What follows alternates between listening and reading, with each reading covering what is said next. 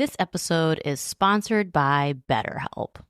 The holidays are over, the decorations are down, and suddenly everything feels a little empty. It's normal to feel the winter blues after the holiday excitement. January, February, and March are by far my least favorite months of the year. It's cold and dark, and I have to get some extra vitamin D on board. I also need to keep my regular scheduled appointments with my therapist. So if you're feeling that post-holiday funk, I definitely suggest you checking out BetterHelp because maybe it's time to talk. You might also be one of those people like me who makes New Year's resolutions and you get super motivated. So maybe you need someone behind you to hold you accountable and come up with a plan to meet your goals. BetterHelp is super convenient, totally online. You have a therapist right at your fingertips whenever you need them. So head over to betterhelp.com/wifeofcrime1 to get 10% off your first month. That's betterhelp.com/wifeofcrime1 for 10% off your first month. This podcast is an unscripted, unedited conversation about true crime. We take the cases very seriously, but I don't take myself seriously at all. And neither should you. Welcome to Wife of Crime. So, Russ, throughout the 3 years of doing this podcast, I feel like we both have learned some lessons. Like we often talk about stay fit, stay alive, and carrying pepper spray, things like that. Precautions to lessen your chances of getting murdered. But sometimes there are cases where someone is just innocent, doing a favor for a friend, and gets caught up in a horrible mess. This is the murder of Sam Koss.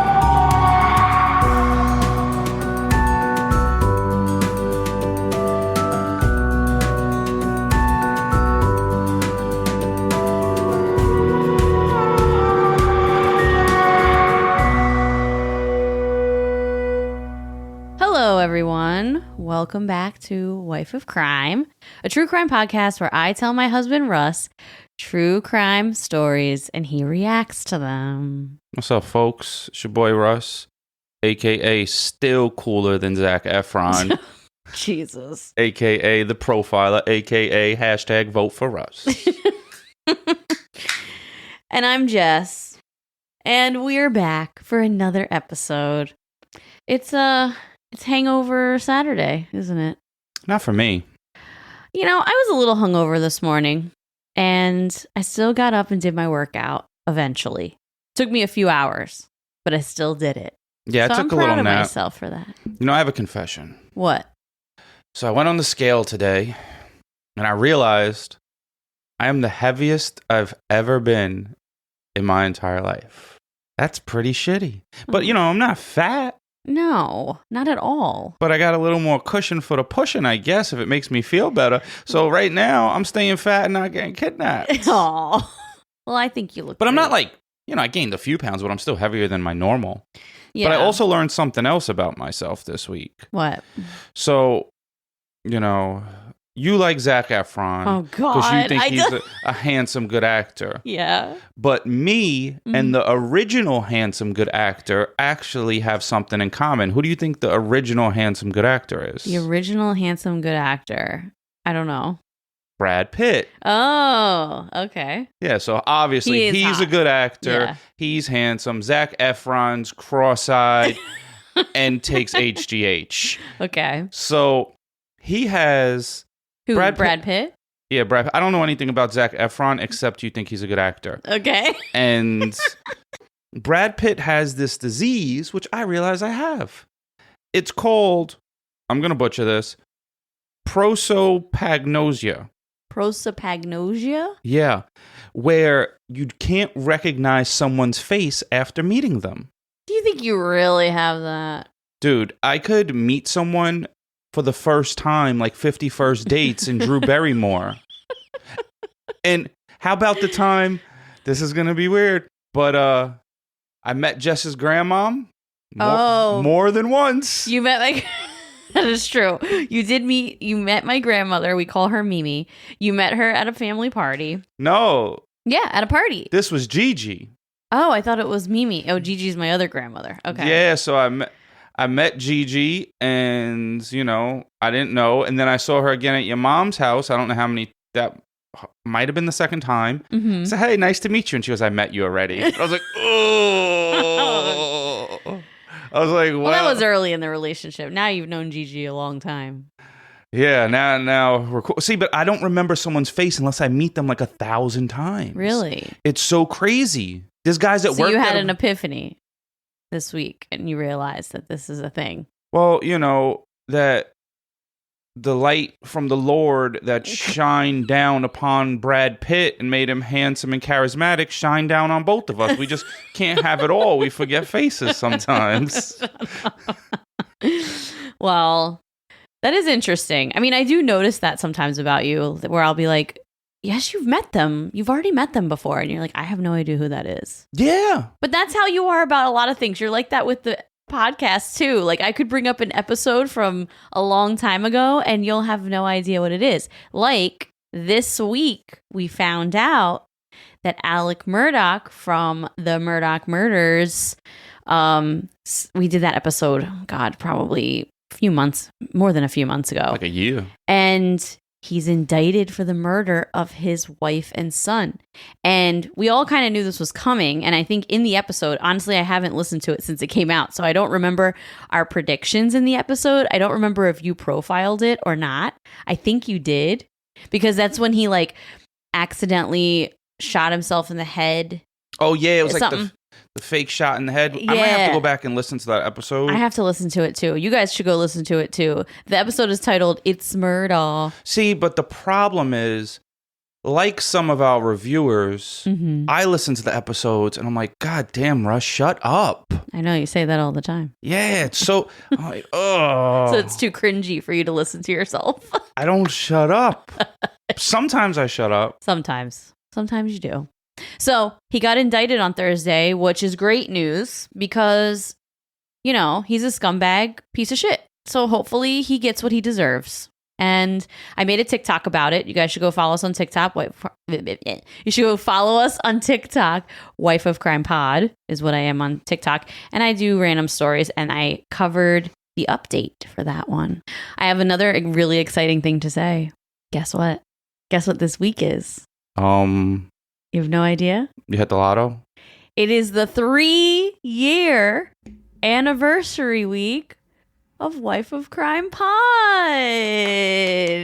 Wow. 3 years. That's crazy. I know. We've been doing this July 22nd, 2019. How about that? Wow. Even after work sometimes, I would come home and just do it right after work. I've still done it recently. Yeah. We're still here. We're still here. It's crazy. We moved to a bi-weekly schedule. I know some of you are a little tight about that, but we moved to a bi-weekly schedule just to work with our work schedules a little better because we want to make sure we're consistently putting out content. But I couldn't believe it. I realized it last week, and I'm like, oh my God, it's been 3 years. Well, in the words of the new generation, #we outside. So cheers to 3 years of Wife of Crime Pod. We never thought we would continue to do it. We just kind of rolled with it. Yeah. So this month on the Patreon, we talked about the documentary Girl in the Picture. And we got pretty upset about that documentary. It was, if you guys haven't watched it, go on Netflix and watch it. It's honestly a tough watch, I have to say. It's really hard to get through. It was very emotional. It was like an emotional roller coaster. It's only one episode. It's not stretched out into multiple parts.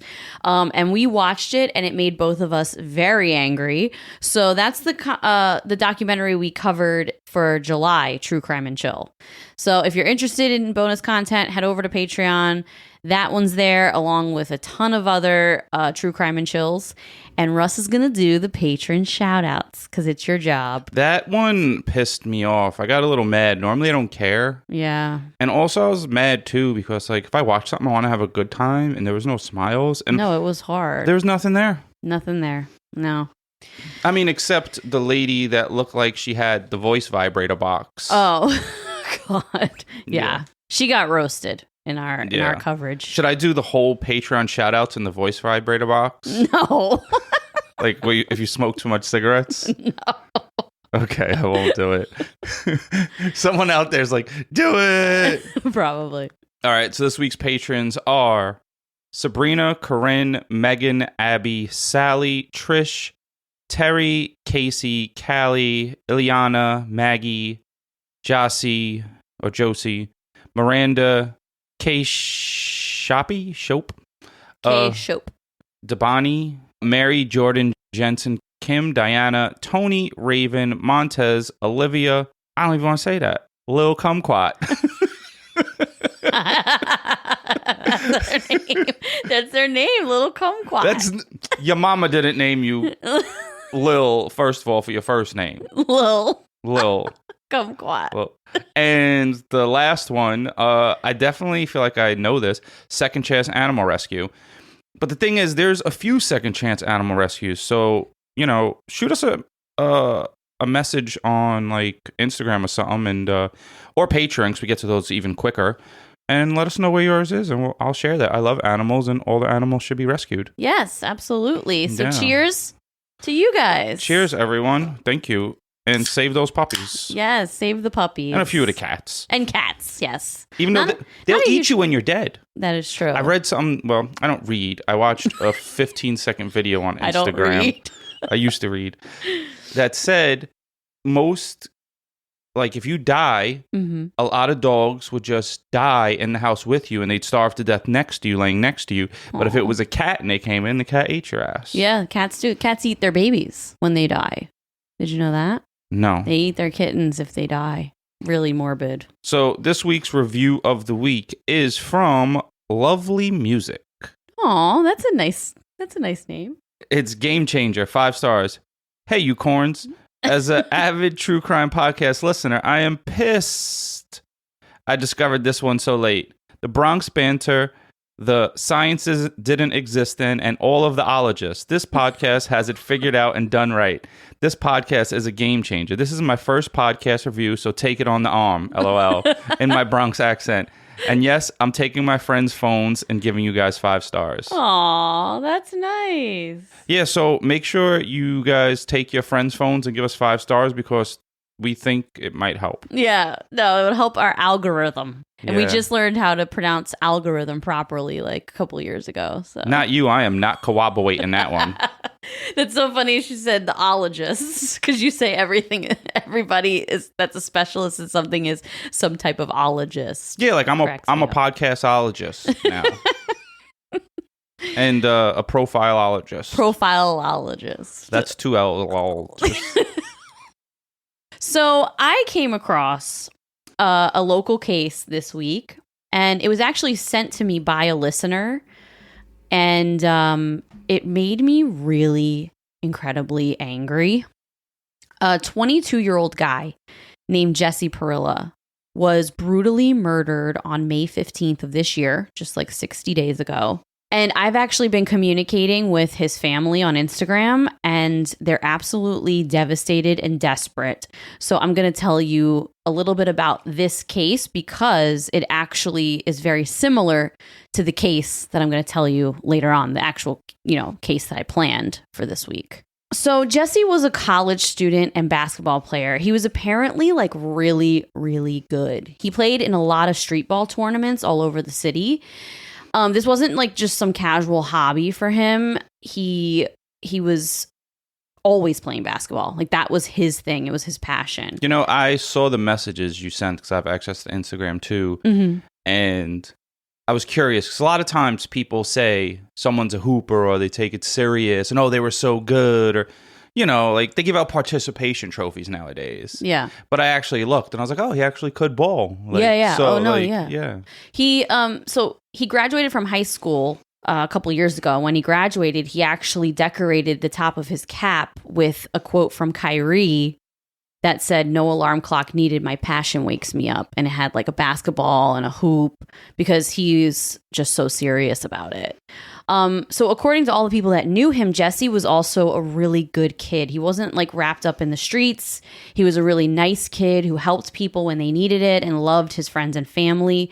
He grew up on the Lower East Side, and there's a lot of pictures of him actually playing ball on the courts that you would walk to when you worked down on the Lower East Side and watched tournaments and watched basketball games, he played on that court all the time. Yeah, when I was supposed to be working. When you were supposed to be at work. I'd walk away from work and go watch like some street basketball tournaments for 2 hours. Exactly. So you might have seen him play in one of those tournaments because he used to play in them all the time. So on Sunday, May 15th, it started like any other day. Jesse went and got his car washed. He went and got a haircut. He was just like running typical errands. He was staying fresh and fly, keep your car washed, keep a haircut, regular New York shit. Yep, exactly. And then later in the afternoon, he got a phone call from a friend that he's known since middle school, and her name is Nikki Huang. So they've known each other a really long time, but they didn't necessarily hang out all the time. They were, just one of those friends that you've known for like your whole life. You have a few of them that you don't see them all the time, but if they ever called you and needed a favor, you'd probably help them out. Unless they needed a ride somewhere. Why? Because that would take me a long time, and you could just take a bus or take an Uber. Well, I'm not that helpful. I'm not a bad person, but I'm really not that helpful. Well, he was very helpful. And, he knew Nikki pretty well because they grew up together, but he didn't know like her daily life and what was going on in it. She was actually gang affiliated. And according to Jesse's family, he was unaware of this. Nikki asked Jesse to give her a ride home. So he agreed and went to pick her up and take her home. Was it early or late? It was like in the evening. Okay. See, Jesse didn't know this, but earlier that day, Nikki's handbag was stolen with her cash and credit cards. She thought that a rival gang were the ones that did this. So she told the gang that she's affiliated with about the robbery, and the gang that she's in went and shot one of the rival gang members earlier in the day because they thought that that was the person that stole her bag. Well, after that, an all-out war broke out, and the rival gang started killing multiple people all over New York City. So Jesse is completely unaware that all of this has happened today. He was out running his errands. She gives him a call and says, "Hey, can you come pick me up and take me home?" He's like, "Sure, I'll come grab you." So he ends up picking her up, not realizing that Nikki is now a target. The rival gang ends up finding Nikki and Jesse in Jesse's car, kidnaps them, and then drives around the city and kills people while they're in the car. They like have them in the back of the car. Random people or like... No, people in gangs. It's a gang war now. Or they have a checklist? They That's just go, they know weird. they know where the rival gang is, and they went around and shot like 3 different people. Yo, that's crazy. So they kill Nikki Huang and then drive up here to the Bronx with Jesse. His phone was ringing nonstop. And it was his mom. She was calling him back to back because at this point, it's well into the middle of the night and she hasn't seen or heard from him. So she is calling his phone nonstop. And finally, one of the gang members answers the phone and told Jesse to say his final words to his mother. And he gets on the phone and he says, "I love you, Mom." The men hang up the phone and they shoot him and kill him. They then take his car and drive Jesse and Nikki's bodies to Shore Road, right by Split Rock Golf Course. That's crazy. Like, these guys are crazy killers, but they had like a little moment to like let him say bye to his mom. That's nuts. Yeah, it's sick. The whole thing is sick. So they drive the car with Jesse and Nikki's bodies to Shore Road, and they set the car on fire. And then police get a call about a car on fire on Shore Road. So police... That's like a 2-lane windy road, but like a lot of like high grass on the left and water. And on one side is like a golf course. Yeah, exactly. So police even believe that Jesse was innocent. He was an innocent bystander who agreed to help a friend, give her a ride, and then got caught up in a horrible mess. So these murderers have not been caught. It's been over 60 days. No warrants. Oh, this just happened. I said May 15th, 60 days ago. Yeah, I also have this forget date thing along with forget faces thing. Okay, well, now you know it was only 60 days ago. No arrests have been made. They know which gangs they are. They know the 2 gangs involved. Cops do. The gangs are called Up the Hill and Down the Hill. They know these 2 gangs. They made names that were very similar to each other. And they're rivals. Well, I ain't gonna talk no shit because they over here. Yeah, no. So it's not like they have no clue who did this. They had this long-standing rivalry that have included many fights, many shootings. But this is the first time that an innocent bystander was mixed up in their war. And the kidnapping and Yeah. like that makes it more crazy. Because, I don't know what's more crazy, but like sometimes you hear of like drive-by killings or, but like being kidnapped, that's almost torture too. Because you know what's going to happen. Yeah. They burned their bodies and his car. So it's so devastating. The family is literally begging for any information that anyone can give police. They want them to come forward. You can follow the Justice for Jesse Parilla Instagram.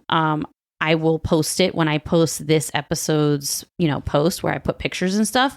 So you can follow. They have a GoFundMe set up for his mom to cover legal fees. And they're tagging everybody. They're tagging Kyrie. They tagged Walt Clyde Frazier because Jesse met Clyde when he was younger. They have a picture together. And so they tagged him. They're tagging the NYPD, the mayor. I mean, they're literally trying to get this story out there. They want so much attention brought on it because they want his killers, put in jail. And they're just angry. Like he had nothing to do with this. They're super upset. That's sad. So it is really devastating and really sad. It made me super angry. I was communicating with them. I got super angry when I was talking to them because I know how desperate they are for this to have attention. And I told them we would talk about it at the beginning of an episode. And I'll probably make a TikTok about it. But it's just crazy. Like the cops know which gangs did this and no one's been arrested. Well, if you know what gangs did it, you may not know the exact person that did it. True. So, yeah. Well, it's multiple people involved. Yes. Sure. So the people in these gangs know who did it, but most likely they're not talking unless they get arrested and they get a plea deal or something like that. Yeah. So maybe if someone got arrested, they're like, oh, I know who did it. But then how reliable of a source are those?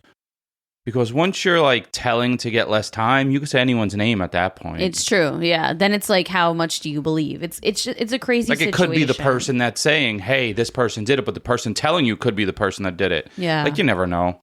It's just interesting because he is really well known in like the local basketball world. He's pretty well known. And, he's just a good kid and it sucks. It just sucks. And this case of Jesse Parilla reminded me of another case that another listener suggested to me a little while ago. I wanted to say something. Sure. So sometimes, when you're young, you have friends that are into certain things, and these are the people that you like grew up with in your neighborhood, and sometimes people go on different paths. Mm-hmm. And some people go down a path of gangs or violence or whatever, and some people take a good path, and sometimes you have to break up with your friends. Yeah, it's so true. Because he may have known this person, like I'm just making this up, but he probably knew this person before they were in gang involvements. And sometimes you got to break up with people. Mm-hmm. Like even if they're your friends, we could be cool, but I'm not necessarily hanging out with you. If I see you in the store, we'll talk. Mm-hmm. We may share a meme on Instagram. Mm-hmm. But you could break up with friends or family. No, it's true. You particularly know people that you've kind of distanced yourself from because they were involved in some shit. Then there's certain people that no matter what, you'll be with them. Mm-hmm. But, but it's not my crowd. We have different interests now in life. Yeah. No, it's so true. So true. And you go back to the same place you grew up sometimes and you see the same people on the same corner. Mm-hmm. And then some people, sometimes, I said sometimes twice. Sometimes people disappear off those corners for some years. That's just because they went to jail and 7 years later, right back on the same corner doing the same dumb shit. Mm-hmm. Yeah, it's so true. Well, this case of Jesse Parilla reminded me of another case that a listener suggested to me. And it's similar in that both victims were young, very young, had a really serious passion that they kind of devoted their life to and died because a friend asked them for help. So this is the case of Sam Poss. Are you ready? Yeah. Sam Poss was an 18-year-old guy from Perry, Georgia. So Perry is a small town in Peach County, Georgia. And according to visitperry.com, it's described as a thriving city where you find a slower pace, a relaxing retreat, and no traffic jams. Wow. Also, Sounds like a great place. peaches are the new emoji of nice butts. That's the most random comment. Yeah, but if someone sends you an emoji, it'll be like a peach for That's a butt, true. right? Yeah. Mm-hmm. That's funny. So yeah, I thought that sounds great. Relaxing retreat with no traffic jams sounds like a fantastic place to me. Or it sounds like they're masking it for like a lot of like grass fields and nothing else there. Well, But, you know, that's the opposite of New York. 'Cause I'm tired of traffic, boy. me too. I live in traffic, actually, for a living. Yeah, it's true. It's driving me nuts. Your boy got his first gray hairs this year. Mm-hmm. Some of them disappeared, though. But if you keep your hair cut low, man, you can't really see the gray hair. That's true. So Sam grew up here. And after his parents' divorce, he ended up living with his dad and his brother. But he and his mom were incredibly close, and they had a great relationship. Sam had lots of friends, and he was very well liked, just like Jesse. He was definitely a huge gamer, a bit of a computer nerd. Lots of people say that he was somewhat of a computer prodigy, actually. He started coding as a middle schooler and ended up building a gaming software program for a very popular gaming website. So him and his friend built this, software program together in high school. They were gamers. Like, they did this all the time. This was their main hobby, but he was like on another level and planning to go into it as a career when he got older. That's cool. Sam was known for this, and there were multiple people that he would frequently game with. Like, he had his best friend. His name was Zach Chafin, and he and Sam were the ones that built this software together. Zach says the two of them would hang out at each other's house for hours on end playing games. And the two of them had a few acquaintances that were also gamer friends. And they would also play here and there at different people's houses. What year was this? This was 2016. Oh, so this is now. Yeah, it's not long ago. Yeah, 5 years ago. Yeah, because when you say gamer, sometimes I think, or computer stuff, like, is it old? No. Or is it like now-ish? Yeah, it's nowish. So on October 14th, 2016, around 2 a.m., Chris, Sam's dad, got home from a night out to find Sam was not there. He did leave behind his wallet and his cell phone, and Chris said to him this actually wasn't unusual, right? Sam would often walk over to friends' houses and hang out for hours gaming, and unlike other kids his age, he didn't really give a shit about his cell phone. He didn't have it on him constantly. He wasn't on it all the time. He didn't really care about his cell phone that much, so he would frequently leave it behind. I feel like most people that game with their friends, even as a grown man now, we don't go over each other's houses. We just like hit you up and like, yo, get online. No, I mean, they did that too. He would play games in his room online, but his best friend lived down the block. He had a couple dudes around the area, and they would sometimes meet up and hang out at each other's houses and do it. But you know why you don't play online either? Because you always have that friend that's a stupid screen watcher. Because the screen is split screen, and you're not supposed to be able to see what the other person's doing. And then they watch what I'm doing. It's like a code of honor. You just look at your half. Like, oh, really? I didn't even know that was a thing. Like my brother, Fuck Dave, Mm-hmm. he's a screen watcher, that little shit. So we could never play in the same room. Everybody like, yo, he's a screen watching. His dad gets home, sees that his cell phone's there, doesn't really think much of it because he's like, this happens a lot. Like he'll leave his cell phone behind a lot. So he went to bed, and it wasn't that big of a deal. Plus, it's a small town, and Chris knows all the kids his son usually hangs with and their families. So he honestly wasn't too worried. And he just goes to bed. But the next day, by Saturday afternoon, still not hearing anything from his son, now Chris starts to get a little concerned. And how old was he again? 16, you said? 18. 18, okay, yeah. So you could chill at your friend's house overnight. Yeah. This was something he did all the time. But now, by the next afternoon, Chris is starting to get a little more concerned.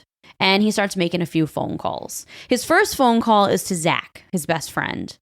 Because 9 times out of 10, he's with Zach. Or Zach is at least knows where he is because they're such close friends. Eating peaches. But this time, it wasn't the case. Zach tells Chris, I haven't heard from him in about a day or so. So then Chris, starts calling a couple other friends. No success. So then he's like, all right, let me go look at his computer. Maybe I can figure out what he was doing before he left, and maybe it'll give me an idea of where he went, because maybe there's something on his computer that'll give me an indication. That's scary. I always think that if I die, someone clear my search history. Why? Are you looking up anything that crazy? All kind of crazy shit, Jess. Jess is going to be like, now I have to go see what you're looking up. what kind of porn is he watching? Now I have to go look and see what you're looking up. No, but you fall down these rabbit holes. Oh, okay. Interesting. It's all right. All my search history is all about murder. So people are going to, and you should see the kind of stuff I Google when it comes to these cases. So people definitely are going to think I murdered somebody. Well, what'll be good is that if I ever die, I know you won't be able to get remarried because they're going to think you did it. So you're just going to be in jail. They're gonna think I murdered you because of my search history. Yeah, so I don't have to worry about you remarrying, because if I die, I don't want you remarrying. You just got to be sad and lonely. Sad and lonely the rest of my life. Absolutely. Are you going to haunt me? If you get a boyfriend. Okay. Otherwise, I'll leave you peaceful. Okay. You guys already know, because we have been talking about them for a while now. Via Hemp is by far one of our favorite sponsors we've ever had, okay? We use their products all the time. Maybe you're a little like me. You're a little anxious. You have a hard time settling down. You're kind of wound up a lot. If that's you, Via Hemp products are for you. Check out their website. You will find something that speaks to you. Maybe you're like Russ. You have a hard time sleeping because you have bad nerve pain or chronic pain. Then Via Hemp is for you, because their gummies will help you get some quality sleep. Maybe you're looking to have a really good time. Maybe you just really like edibles. You want to laugh. You want to get the munchies. You want to watch a movie and have a really strong belly laugh. Then Via Hemp products are for you, okay? They're literally for everybody. So head over to viahemp.com, promo code wifeofcrime1 to get 15% off your first order. That's VIIAHEMP.com, wifeofcrime1 for 15% off your first order. Last year, Save More Money was the most popular New Year's resolution in America. Clearly, a lot of us feel like our money is slipping through our fingers. Well, I don't know about you, but I'm not the best saver, and I don't know much about investing until I started saving and investing with Acorns. Turns out you don't have to be an expert at all, because Acorns will recommend a diversified portfolio that fits you and your money goals. And I always thought that when people say, ooh, I invest in stocks, that they had a ton of money or something. Well, you don't need to be rich. Acorns lets you invest with the spare money you've got right now. You can literally start with $5. And you know you guys are spending that at Starbucks on these fancy lattes. So skip the coffee and invest with Acorns. You don't even need a ton of time. Like, you can just sign up and start investing within 5 minutes. Head over to acorns.com/wifeofcrime or download the Acorns app to start saving and investing for your future today. That's acorns.com/wifeofcrime. So he goes through his computer and he sees a direct message conversation between Sam and a kid named Dakota White. So in the message, Dakota says, Sam, could you come over and help me with my computer? I'm having an issue with it. And Sam says, sure. And Dakota says, okay, cool. I'll swing by your house and pick you up. Is this a girl? No, Dakota is a boy. Dakota White is his name. So after seeing this, Chris drives over to Dakota's house because he lives right down the street. And he says, yeah, I saw Sam. He came to help me with my computer. But then around 1:30 in the morning, he walked home. Wait, but he drove there. No, Dakota picked him up and brought him to his house. And then Sam walked home from Dakota's house at 1:30 in the morning. Oh, motherfucker. He fixed your computer. Drive him home, too. Maybe he's a walker. Yeah, he does like to walk around a lot. I like to walk, too. So, yeah, we're big walkers in our neighborhood, too. So, Chris, he was like, all right, that seems typical. That's something that he would do. So Dakota is like really seeing how concerned Chris is getting, and he decides to help Chris look for Sam. So the two of them go on foot and walk the path that Sam would have taken to get back to his house at 1:30 in the morning, but they saw nothing. At this point, Chris calls Sam's mom, Nicole. They're divorced, but they still have an amicable relationship. So he calls her and he's like, look. That means he's paying his child support on time. And they get along. Like, or she is. Wait, who does he live with? He lives with his brother and his dad. Oh. All the boys live together. I wonder if moms pay child support. I don't know. It's kind of irrelevant in this story. They get along. So he calls Nicole and he's like, look, Sam's nowhere to be found. I haven't seen him since yesterday. And then they decide to call Perry police and report their son missing. Nicole actually works for the court system as a victim advocate. So she's very knowledgeable in how important the first 48 hours are in a missing persons investigation because she's been a part of a lot of them. And she immediately made hundreds and hundreds of flyers and did her best to mobilize a search party and started searching and posting the flyers everywhere. So while speaking with police, Nicole and Chris did give them some very sensitive information about Sam's past. Nicole told the cops that when Sam was 4 years old, he was molested by his older cousin Ryan, who at the time was 16. Did Sam know? Did Sam know he was molested? He was getting molested. What do you mean? Well, sometimes, depends, certain ages, you don't remember things. Yeah. Oh, he knew. Yeah. Because, like, I don't remember everything from 4. I mean, I guess that's it's a big deal in your life. I don't know what age you really start remembering stuff, or sometimes psychologically, sometimes people block out trauma. Yeah. No, he knew. You know, I've been doing my research as a professional profile lately. I need to know these things. Yes, he knew that he was molested. Okay. And when Nicole found out, she said as soon as she found out, she called cops and Ryan was sentenced to 10 years probation. That's it? That's it. He was a minor. He was 16 at the time. That's crazy. And he was sentenced to 10 years probation. I know. Well, that's what happens in this country.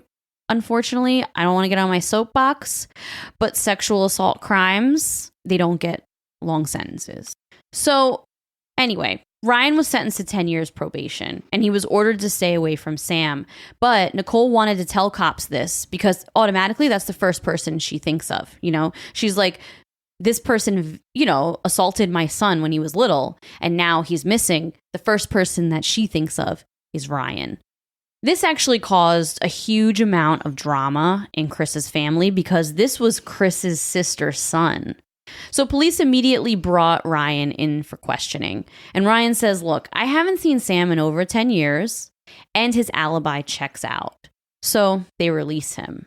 Police then form a search party and they start walking the path that Sam was last known to be on, like completely scouring the area because it's a wooded area and it's a pretty direct path between Dakota's house and Sam's house, but it's surrounded by woods. How far is it the walk? It's about 1.5 miles. So probably like a 20-minute walk or so. Not a little more than that, but you know, less than a half hour. Less than a half hour. I know because lately at work I've been walking a little bit, and if you walk briskly, a mile is about 15 minutes. It's like at a brisk pace. So it's about that. Captain Heath Dykes was in charge of the search, and he ended up getting dogs and helicopters along with 50 people to really scour this area. By Sunday night, the search was coming up empty with little leads. But police spotted someone walking through the woods in the evening after dusk, and this made cops suspicious.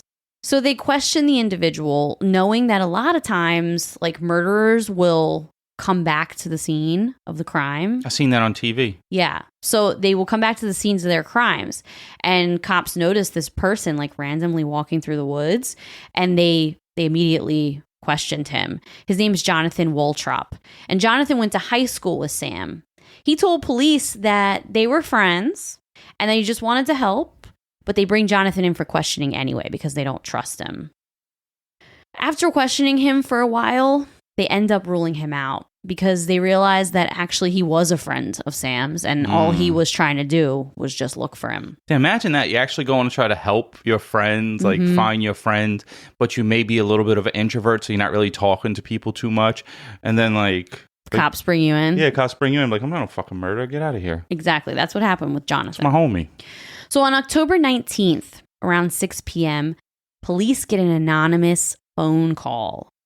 The caller said he knew who was involved in Sam's disappearance. They said they saw this individual at the car wash for 4 hours, meticulously cleaning his car the day after Sam went missing. Who is this person? Captain Dykes asked. The caller says, Dakota White. The same Dakota White who helped Sam's father search for him the day Sam disappeared. When the captain asked who the caller was, the caller said, don't worry about who I am. Just go get Dakota. So they brought Dakota in for questioning. I'm hearing like strange music in my head now. No, like it's the part of the movie where it's about to get interesting. Yeah. Well, they brought Dakota in for questioning. Enter your own music in your head now. And they obtained a search warrant of his car. Police also learned about Dakota's background and found out that he was a product of a pretty tumultuous childhood. His dad was in prison and his mom was an addict. Dakota bounced from home to home with all of his relatives. When Sam disappeared, Dakota was living with his grandparents. So according to Zach, who is Sam's best friend that I talked about earlier, Dakota and Sam weren't really super close friends, more like acquaintances. They grew up in the same schools and they knew each other for a long time, but they weren't close. Zach also told cops that Dakota had become depressed recently, and 3 weeks before Sam disappeared, Dakota tried to kill himself. He actually tied a plastic bag around his head, and then at the last minute, took it off. I bet no one can actually accomplish that, though. Like, if your hands are free, like, eventually you'll just, like, rip it with your fingers or something. I mean, unless you want to die. No, but physically, that's, like, difficult. That's a tough way to go, but if you really want to die, then you're not going to necessarily rip it open. But he did. Zach also told cops that Dakota had a very short fuse, would lash out at people, and he was very unpredictable with a bad temper. So knowing all this, cops bring Dakota in because they got this information and now they're like, yo, something's fishy about this kid. Where there's smoke, there's fire often. Yeah, it's true. So while searching Dakota's car, they lift up the seat cover and they see a blood-stained passenger seat cushion under the cover. Meanwhile, police arrest Dakota and they start to interrogate him. Detective Jason Jones began questioning him, and he pretty much confessed almost immediately. What? I watched his interrogation on TV because I watched an episode of I forgot the name of the show. I can't remember off the top of my head what show I watched about this case, but I watched his interrogation and his confession, and it's honestly incredibly chilling how nonchalant and emotionless he is while he's talking about this. He told Detective Jones, Sam's not alive. Dakota said he was having bad thoughts recently. And to Detective Jones' surprise, he said he didn't commit this crime alone. He told them he had help from a friend named Brandon Warren. So apparently, Dakota said that he and Brandon made a suicide pact. They were going to commit suicide at the same time. And they decided that on their last day on Earth, they want to kill someone. So originally, they didn't plan to kill Sam. They talked about driving around looking for a random victim, someone who was maybe jogging or walking alone, or maybe even doing a home invasion. This is a conversation between two people, which is so crazy, right? Like, this is their conversation. That reminds me of this week, our home invasion little thing we went through. We woke up in the middle of the night and I woke up in the middle of the night and our back door, sliding glass door, was open, and I got super freaked out. And I woke Russ up and he grabbed the bat and walked around the house and no one was here, thank God. But that was really scary. I got so scared. Yeah. Turns out Russ just forgot to close the door. Well, I leave it open for Biggie to go. That's the out. first time I ever forgot. I think Jess forgot. No. Impossible. I didn't touch the door. I only forget faces, not to lock doors. It was you, bro. So the original plan was, like I said, not to kill Sam. But they had this conversation of like what they're going to do on their last day on Earth because they really want to kill somebody. So Dakota said he knew Sam would definitely come over He knew that he would help him if he asked for it. Wow. And that's why he messaged him on October 14th. That piece of shit. Brandon Warren was a senior at Perry High School who also had a lot of dark thoughts. Brandon had been abused pretty badly by his family, and according to kids at school, he would make comments about killing his family very often.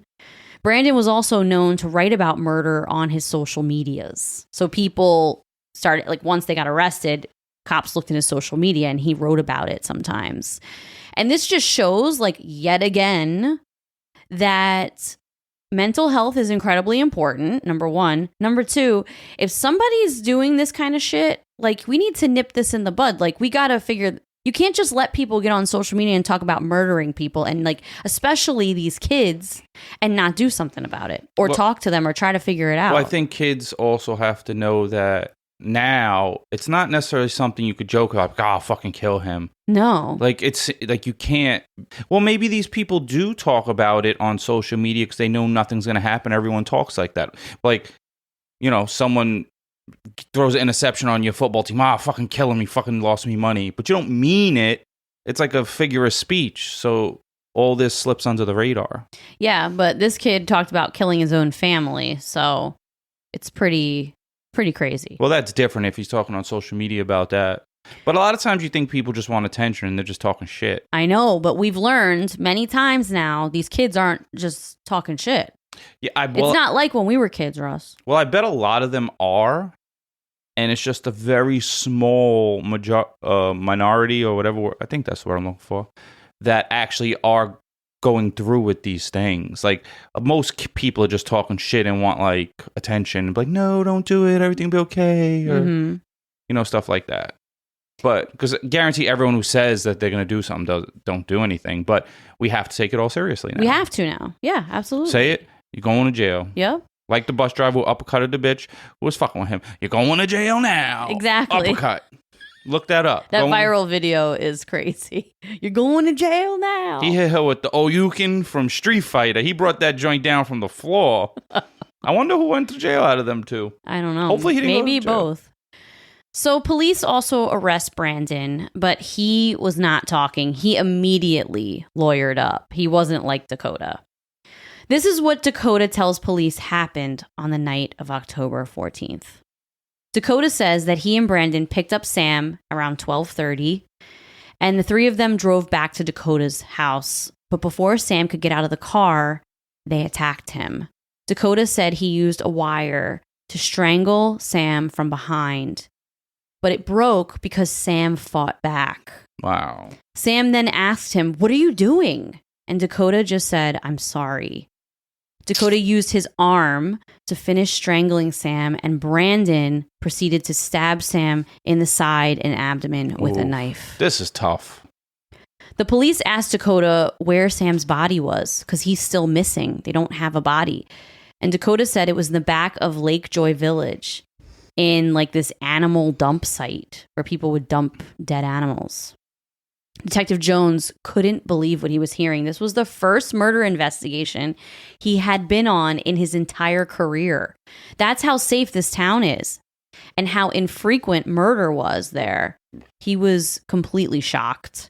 So police needed to find Sam's body. They ended up taking Dakota to the spot where he said Sam was. And then the police walked around while Dakota was in the car talking to them on the cell phone, kind of directing them where to go. And they located his body, along with the wire that was used to strangle him.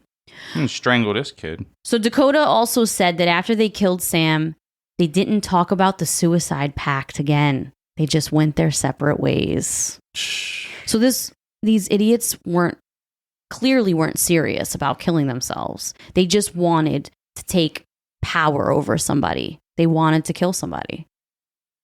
When police informed Sam's parents that Dakota was the person that killed their son, Chris was shocked and angry because Dakota helped him look for Sam 4 days ago for a few hours. He walked around with him, pretending to be concerned. Like, that's sick. Finally, in spring of 2018, Dakota and Brandon were both convicted of multiple charges, including malice murder and concealing a body, and they were sentenced to life without the possibility of parole. Now, since they were 17 at the time of this crime, they've both since appealed their conviction, saying that minors should not be put in jail for life without parole. They should. But in 2020, Dakota's sentence was upheld. So these two will probably die in jail. Good. They shouldn't be let out ever. Yeah. That's, sometimes you make mistakes. Maybe you'll steal something, a lack of judgment, or who knows? You do something dumb. This isn't that. This is like, no, you're a menace to society. Exactly. And if that's in you, you could do it again. Oh, 100% they could do it again. I just can't believe that he helped him look for him. He helped his dad look for him. Like, that to me is even more sick. But this just shows, just like the Jesse Parilla case and this case, it's just really a shame when people are good people and they're helping out a friend and they're just doing something completely innocent and nice, and somebody takes advantage of that and then they lose their life. And both these kids were young. It's just a shame. So, you know how Jess always puts moral of the story? Not everyone reads it. I never read podcast descriptions. I just read the first thing. But Jess always puts a moral of the story. I do, and her brain is wrecking what you should do. Mm-hmm. And the moral of the story should be, don't help anyone. I mean, I don't agree. But in these two cases, yeah, don't help anyone, and God helps those who help themselves. Isn't that a Bible verse somewhere? I don't know. I don't know if it's a Bible verse or just something that church people say. I don't know. So yeah, sounds like my mom when I'm hungry, and we used to go to church as kids, and guaranteed this is probably where it came from. I probably was hungry. I was like, Mom, I'm hungry. And she probably hit me, God helps those who help themselves. And then I just stayed a really little skinny kid for a long time, so don't give me no damn food. Oh, stop. Well, yeah, so that is our story for this week. Pretty depressing stuff, to be honest with you. Well, both of these cases are depressing. It's really sad and a shame. And I feel really bad for both of these families. So I will definitely link the Jesse Parilla, the Justice for Jesse Parilla Instagram on our socials. You can follow them. You can spread the word. They would love for people to spread the word. We need this mayor to get on board. And honestly, New York is wild lately. New York is wild. I don't know if you guys are hearing this in other parts of the world or other parts of the country, but New York is on another level. I don't know what's going on, but things are happening here that I haven't seen in the 13 years that I've lived in New York. It's crazy. Things are happening, right?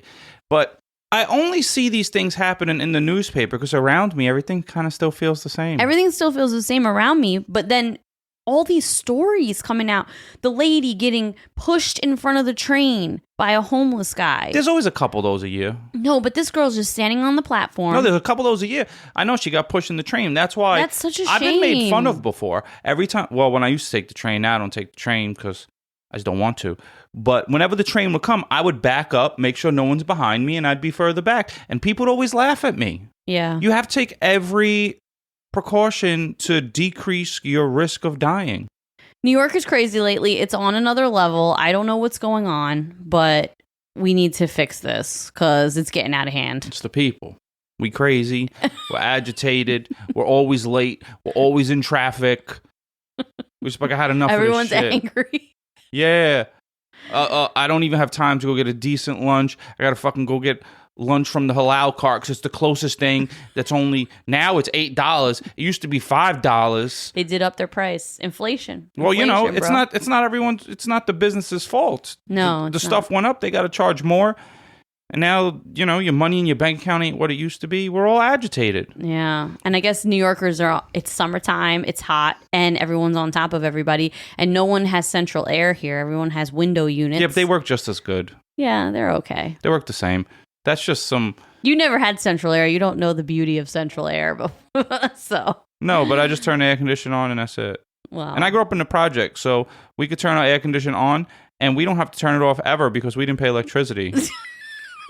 But now I pay electricity. Exactly. I'm like, yo, what? Just come in the house, it'll be dark. I'm over here sweating, playing video games. It's hot in here and dark. What are you doing? I like it like that. Don't touch nothing. Yeah, you're saving money. All right, everybody. Well, Hope you guys have a wonderful week. Thank you so much. Don't forget, we got merch. Tuning back in to another episode. Check out our Instagram at Wife of Crime Pod. You can check out our link tree from our Instagram, and that's where our merch store is, and then all of our other links to everything. It's on wifeofcrime.com. Under shop. Under shop. And don't forget, what do we got? If you run out of episodes on Patreon, we got over 30 episodes of us doing more episodes. Yep. Episodes on episodes. And cheers to 3 years of Wife of Crime. That's pretty crazy. I should have brought a horn and a party hat. I know. We should have been wearing like a party hat or something. But neither one of us are dressed. We're basically in our pajamas right now. We're in our pajamas. It's Hangover Saturday. I feel great. I'm about to go for like a scooter ride after this. Yeah? Not me. I'm ready to sit on the couch and watch a movie. Okay. All right, everyone. Have a good week. Bye. Don't let your wife pick a movie. We out. Whatever.